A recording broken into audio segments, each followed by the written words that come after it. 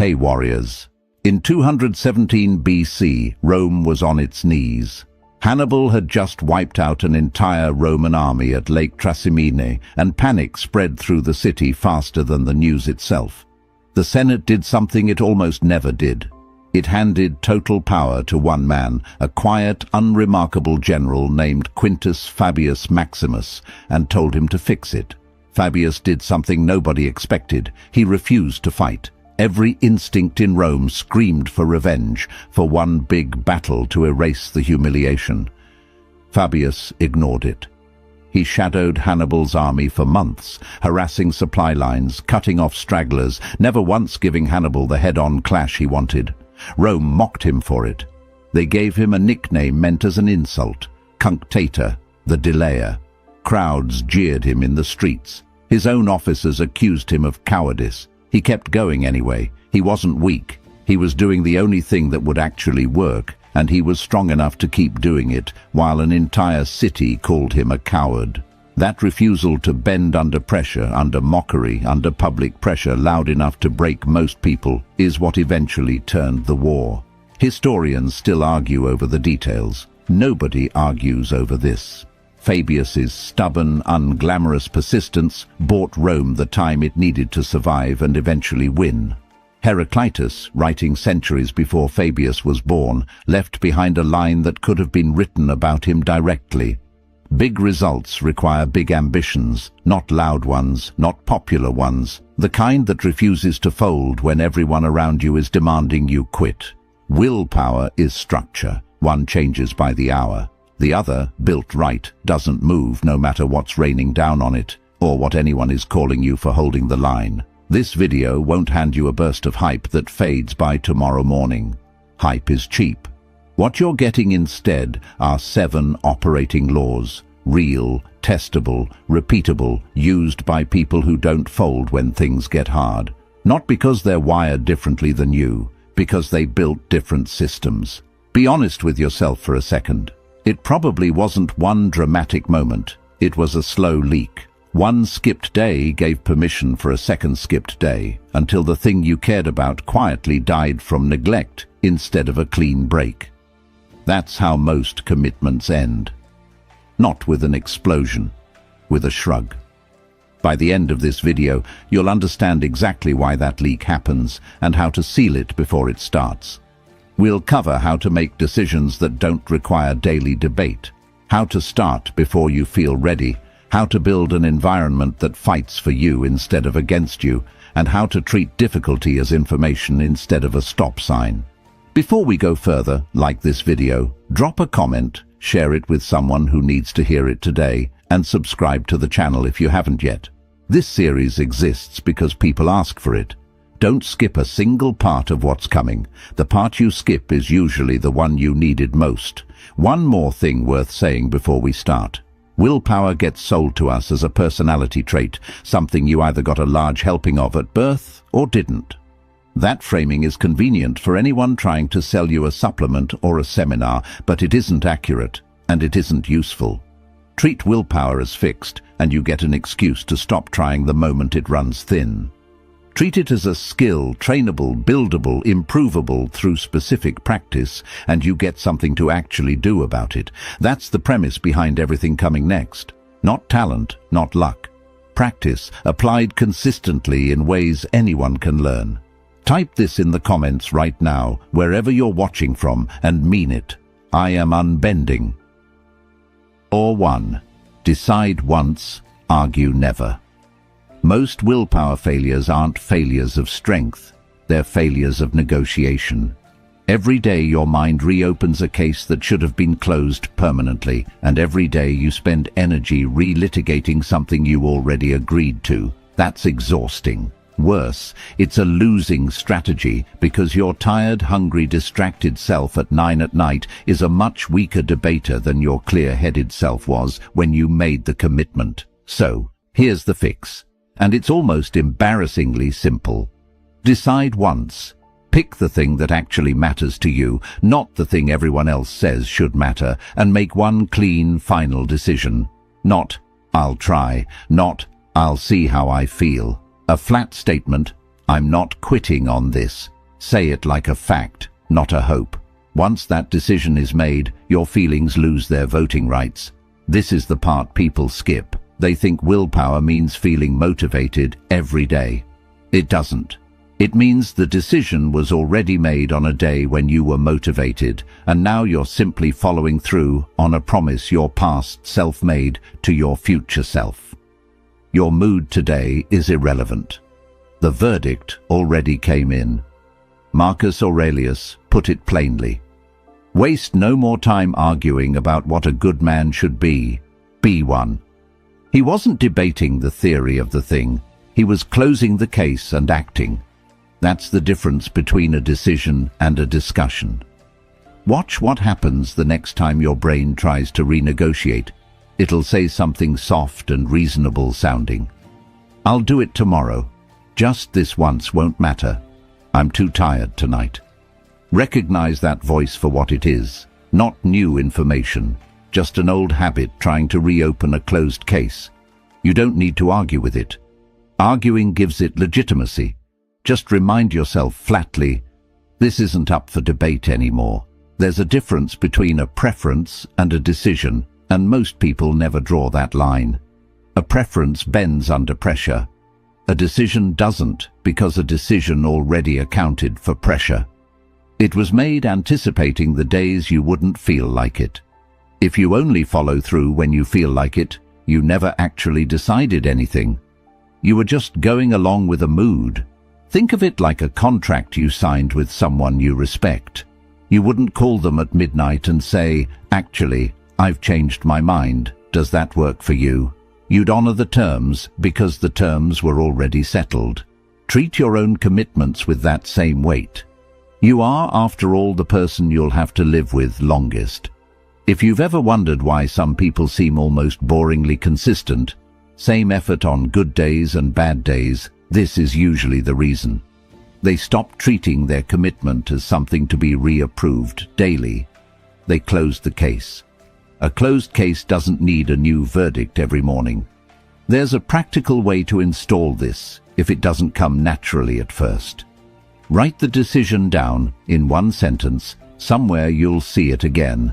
Not a paragraph of reasoning, not a list of pros and cons you'll reread every time doubt shows up. One flat sentence, the verdict, not the trial.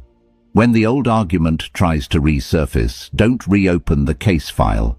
Just point to the verdict and move on with your day. Some people resist this idea because it sounds rigid, almost cold, like you're removing your own agency from the process. It's the opposite. You exercised your agency once, fully, at the moment you made the decision with a clear head. Everything after that is just honoring the choice your clearest self already made. That's not rigidity. That's respect for your own judgment, applied consistently instead of abandoned the moment it becomes inconvenient. Don't just nod along, prove it. Comment this the second you finish reading, "I've decided, it's closed." Law 2. Start ugly, but start. Almost everyone falls into without realizing it, waiting for the right conditions before beginning. The right mood, the right energy, the right amount of time. The problem is, those conditions rarely arrive together, and while you wait for them, the task sits untouched and grows heavier in your mind. You don't need perfect conditions. You need a first move, one small, unimpressive, imperfect first move. Tell yourself something absurdly small. I'll do 3 minutes, even if it's bad. Notice the permission built into that sentence. You're not promising excellence. You're not promising a full session. You're promising 3 minutes and permission to do it badly. That's a bar almost anyone can clear, on almost any day, in almost any mood. What actually happens once people cross that threshold, though? Momentum takes over more often than not. The gym visit you dreaded turns into a full workout once you're already dressed and in the room. The writing session you avoided turns into 2 pages once the first ugly sentence is on the page. The hardest part was never the middle of the task. It was the doorway.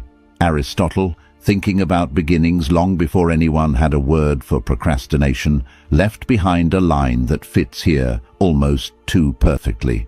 Well begun is half done, not fully done, half. He isn't promising the rest gets easy. He's telling you the hardest fraction of the whole task is the part you haven't started yet. A specific kind of dread that builds around unstarted tasks, a low hum of anxiety that follows you through the day, quietly draining energy you could be spending on the task itself. The moment you begin, even badly, that hum usually drops. Not because the task got easier, because you stopped rehearsing the fear of it and started doing it instead. Perfectionism disguises itself as a virtue, but in practice it's one of the most reliable quitting mechanisms available. If the bar for acceptable is set at excellence, most days will fail to clear it, and each failed day chips away at the belief that you're someone who follows through. Lower the bar deliberately.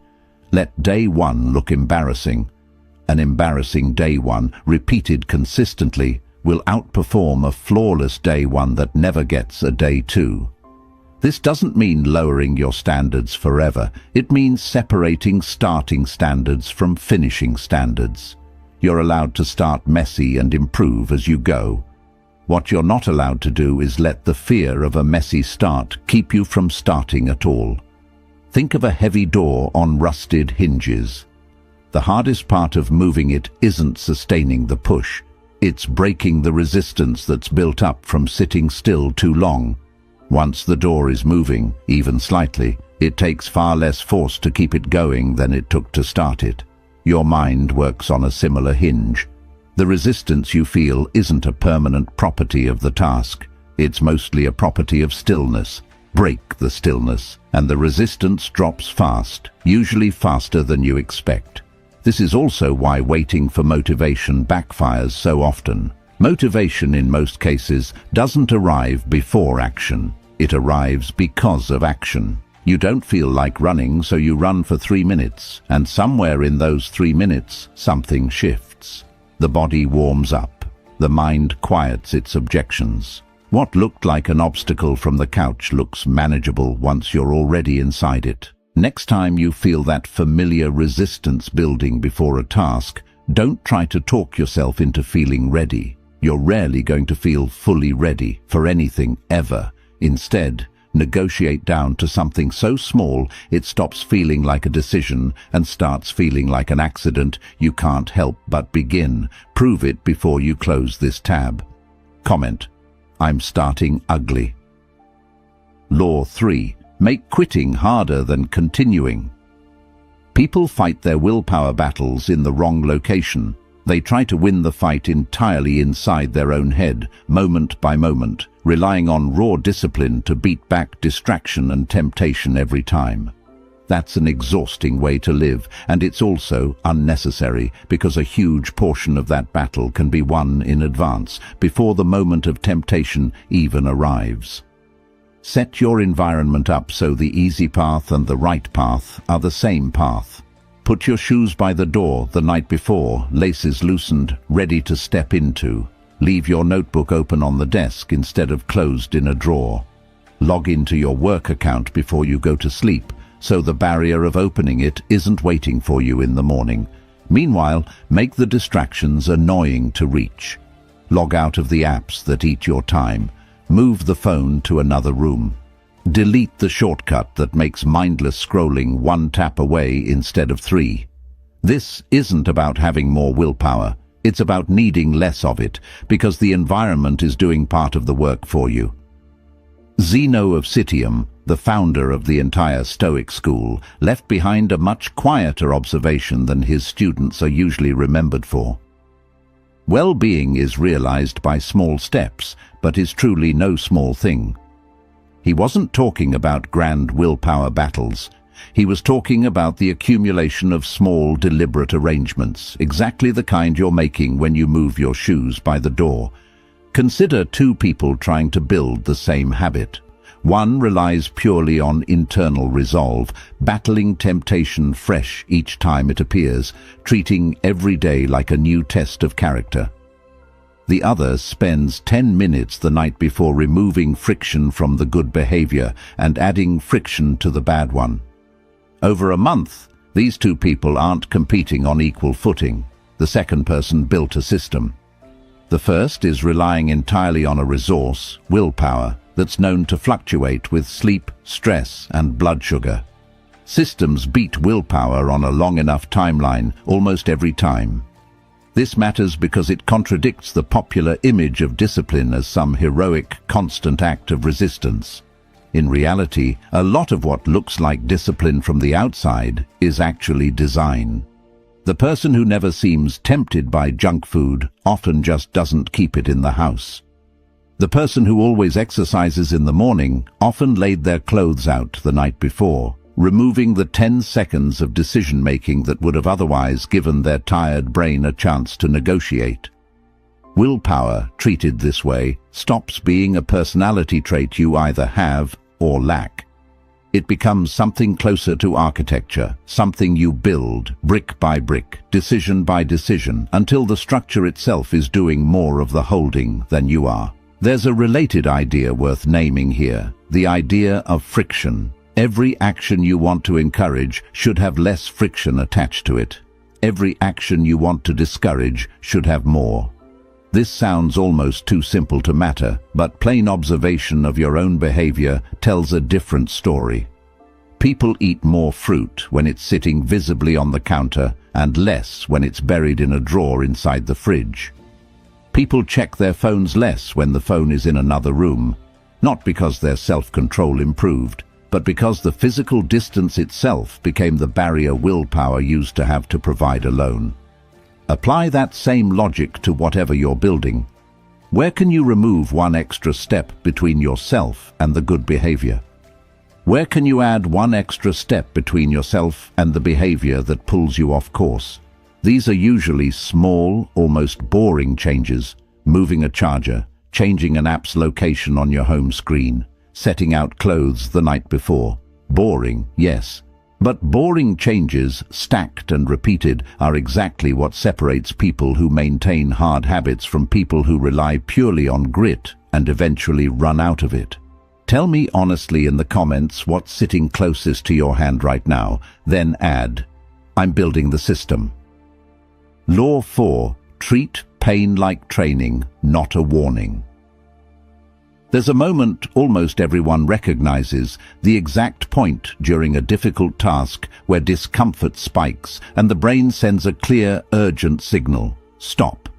Most people obey that signal instantly and without question, treating it as a red flag, a sign that something has gone wrong and needs to end immediately. But that signal isn't always telling the truth. Sometimes discomfort just means this is working. When it gets tough, don't automatically hear stop. Train yourself to hear something else entirely. This is the rep that counts. Say it out loud if that helps make it real. This is where I get stronger. The exact moment you want to quit, that specific, uncomfortable, screaming for relief moment, is very often the moment your actual training begins. Everything before it was just warm-up. This idea isn't new, and it isn't soft self-help language dressed up to sound tough. Athletes have known this for generations. The last few reps of a set, the ones that burn and shake, do more for muscle growth than the first 10 combined. The mind works on a strikingly similar principle. Comfortable effort barely moves you. Effort at the edge of your capacity, the kind that makes quitting feel not just tempting but reasonable, is exactly the kind that reshapes you. Seneca wrote to a friend struggling with exactly this kind of moment, and his answer still holds up. Difficulties strengthen the mind, as labor does the body. Not difficulties are dangerous, not difficulties mean something's wrong. Difficulties, in his framing, are the mechanism of getting stronger. The same way lifting something heavy is the mechanism, not a malfunction, of building muscle. What makes this law so useful in practice? Pain, interpreted as a warning, produces retreat. Pain, interpreted as information, as feedback that you've reached your current edge, produces growth. Same physical sensation. completely different outcome depending entirely on the story you tell yourself in that split second. That doesn't mean every kind of pain should be pushed through blindly. There's a difference between the burn of genuine effort and the sharp signal of real injury or harm, and learning to tell them apart matters. But most people quit long before they reach that second category. Most quitting happens at the first sign of ordinary discomfort, the kind that's uncomfortable precisely because it's productive, not because it's dangerous. There's a mental habit worth practicing here, something you can rehearse before you even need it. When you notice discomfort rising during effort, instead of asking, "How do I make this stop?" try asking, "What is this discomfort actually telling me?" 9 times out of 10, the honest answer is something like this: you're pushing past where you usually stop, and that's uncomfortable because it's unfamiliar, not because it's harmful. That single reframe tends to drain a surprising amount of the urgency out of the urge to quit. It also helps to remember that the discomfort you're feeling right now has almost certainly been felt and pushed through by someone else attempting something equally hard. You're not encountering some unique, unbearable resistance reserved specifically for you. You're encountering the ordinary cost of doing something that matters. Everyone who's ever built anything worth building has sat exactly where you're sitting, in that same uncomfortable middle, deciding whether to stop or continue. What separates the ones who finished from the ones who didn't usually isn't raw talent. It's the decision, made repeatedly, to reinterpret that discomfort as part of the process instead of a sign to abandon it. If you've ever pushed through a moment that screamed at you to stop, I want to hear it. Comment, "This is my rep." Law 5. Keep score of the times you didn't quit. A quiet, corrosive belief that builds in the back of many people's minds over years of half-finished attempts. I always quit eventually. It rarely gets said out loud. It just sits there, shaping decisions before they're even made, whispering that this new attempt will probably end the same way the last 10 did. The way to dismantle that belief isn't with more motivation, it's with evidence. Start keeping a running record, not of goals, not of outcomes, but specifically of the moments you didn't quit. Write them down as they happen, in plain, unremarkable language. Ran even though I was tired. Wrote 200 words when I felt like garbage. Made the call even though I was scared. Nothing dramatic, just proof, collected one small entry at a time. That list becomes something the inner critic can't easily argue with. It's one thing for a voice in your head to claim you always quit as an abstract, sweeping accusation. It's another thing entirely to hold a written record showing 11 separate days where that exact claim turned out to be false. Facts are harder to dismiss than feelings, and this list, however small it looks at first, is a growing stack of facts. Confucius, teaching students who worried constantly about how far behind they were, offered something that fits this exact situation. It does not matter how slowly you go as long as you do not stop. The list you're keeping isn't measuring speed, it's measuring the one thing that actually predicts whether you finish, whether you kept going at all. People underestimate how much self-trust affects performance under pressure. If you don't believe you're someone who follows through, every hard moment becomes a referendum on your entire identity, and that's a heavy weight to carry into a simple daily task. But if you've got a written list proving you've pushed through discomfort before, multiple times, in multiple situations, the next hard moment gets smaller. It's not, "Will I be someone who follows through?" It's, "I already am. Here's the proof."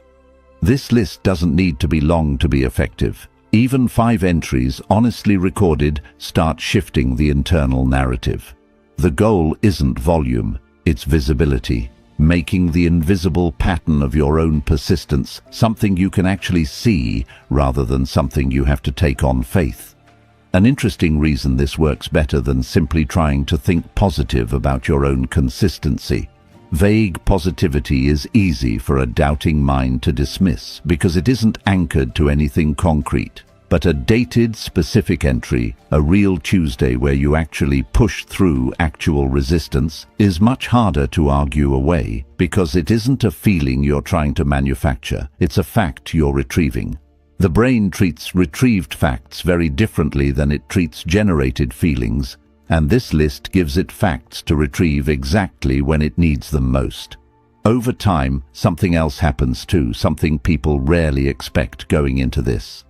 The list stops being just a motivational tool and starts becoming a kind of mirror, an honest cumulative record of who you've actually been, not who you fear you are or who you hope you'll become. Read back through a few months of entries and you'll often find a person who showed up more than the inner critic gave them credit for. Keep it somewhere you'll actually look at again, a notes app, a notebook by your bed, wherever you'll return to it on a rough day. Because rough days are exactly when this list earns its value.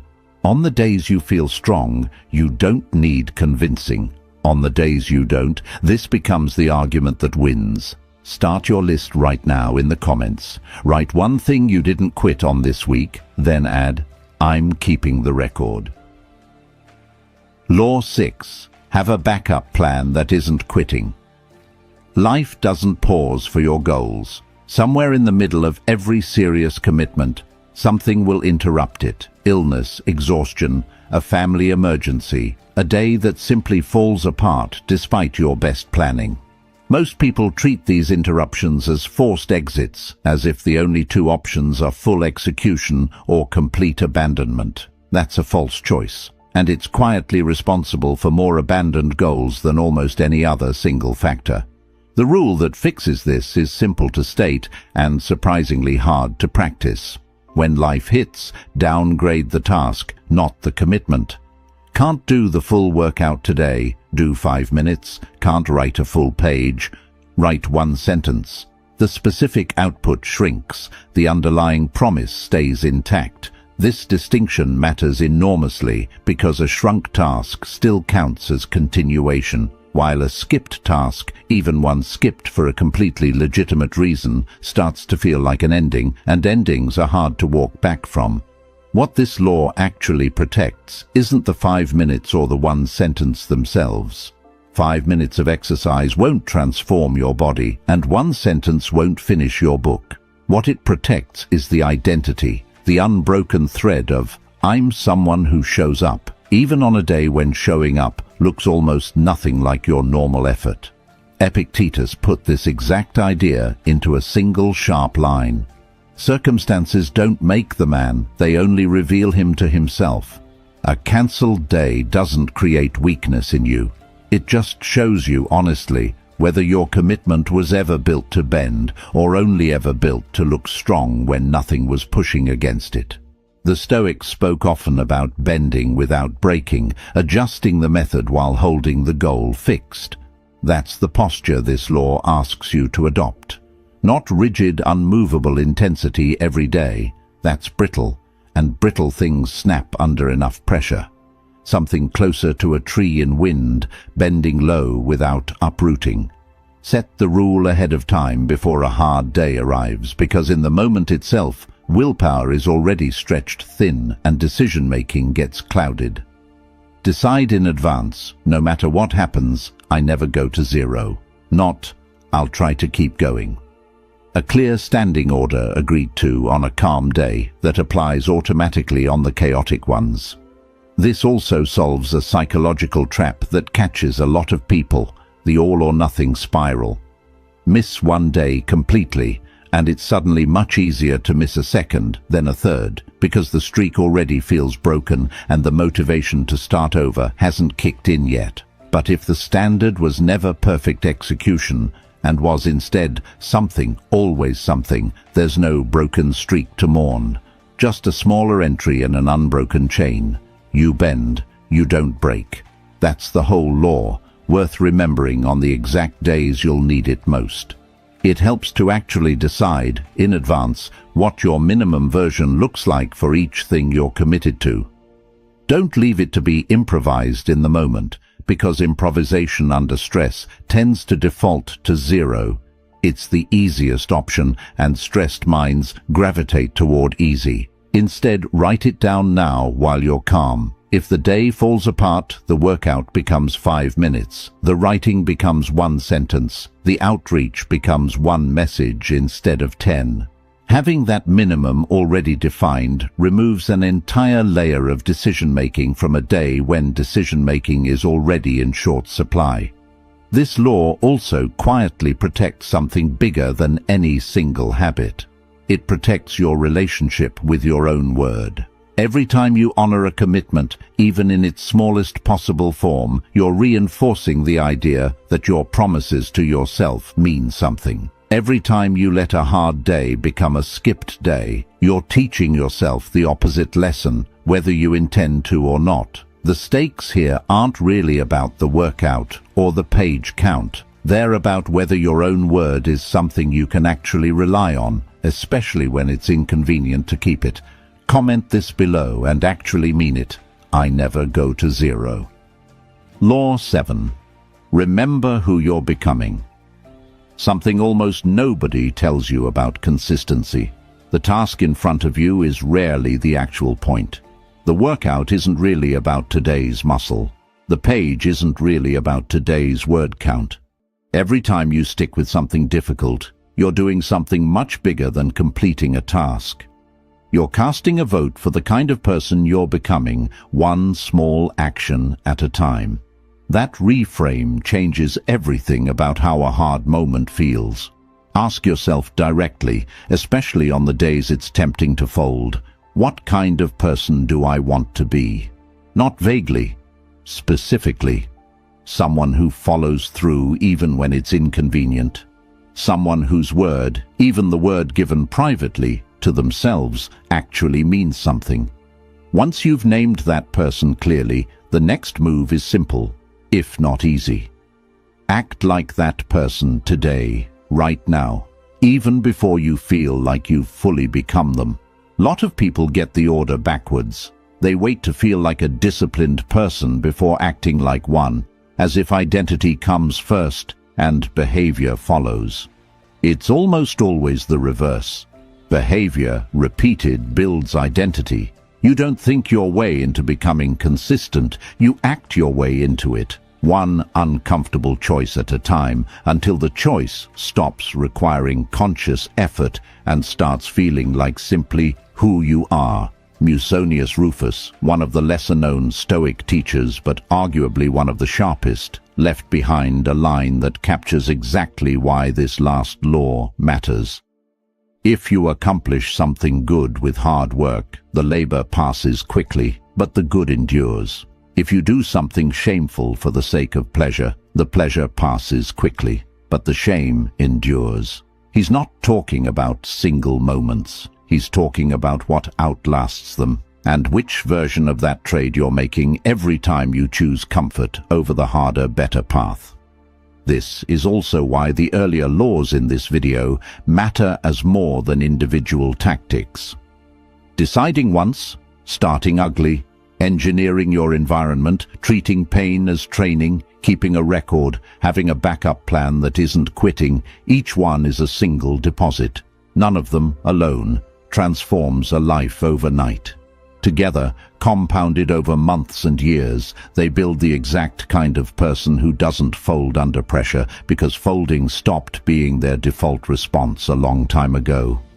You are, in a very real sense, being built right now, today, in this moment, by whatever you choose to do next.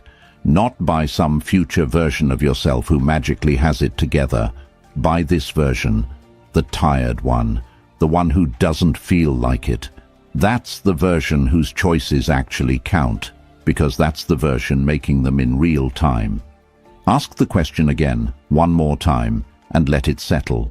What kind of person do I want to be? Then go be that person, starting with whatever's next on your list today. There's a reason this final law was saved for last, rather than placed at the front of the video. The first 6 laws are tools, practical, specific, usable today. But tools, without a reason to pick them up, tend to gather dust in a drawer somewhere. This law is the reason. It's the answer to the quiet question that shows up on the hardest days. Why does any of this even matter? It matters because every hard choice, repeated, is quietly deciding who shows up in every future version of your life. The one facing bigger obstacles, harder decisions, higher stakes than today's small effort. You're not just training for the task in front of you, you're training the person who'll eventually have to handle everything that hasn't happened yet. That thought alone should change how today feels. This isn't just a workout, a page, a phone call, a hard conversation. It's a rehearsal for the person you're going to need to be later, whether you're ready for that or not. Last one, and this is the one that matters most. Comment: I'm becoming, not waiting. 7 laws. One thread running through every one of them. Willpower isn't a feeling you wait for. It's a structure you build, decision by decision, rep by rep, on days that feel good and on days that feel like everything is working against you. Decide once, so you stop negotiating daily. Start ugly, so the doorway stops looking impossible. Build an environment that fights for you. Treat pain as the signal that real training has begun. Keep a record that proves your own persistence back to you. Have a plan that shrinks the task without shrinking the promise. And remember, always, that the person you're becoming is built by what you do today, not by what you intend to do someday. None of this requires perfection. It requires return. Showing up again and again, especially on the days it would be easier not to. Somewhere out there, someone needed exactly this video today, maybe standing at the edge of quitting something that actually matters to them. If that's you, or if you know someone in that exact spot, this is the moment to act on it, not scroll past it. Like this video if any of these 7 laws hit home. Drop a comment with whichever affirmation meant the most to you. Share this with the one person you know who's fighting to not quit right now. And if you haven't yet, subscribe to the channel. There's more built exactly for moments like this one, waiting for you. Steel isn't forged by comfort. It's forged by pressure, held under again and again, until it stops bending and starts holding its shape, no matter what leans against it. Go build yours.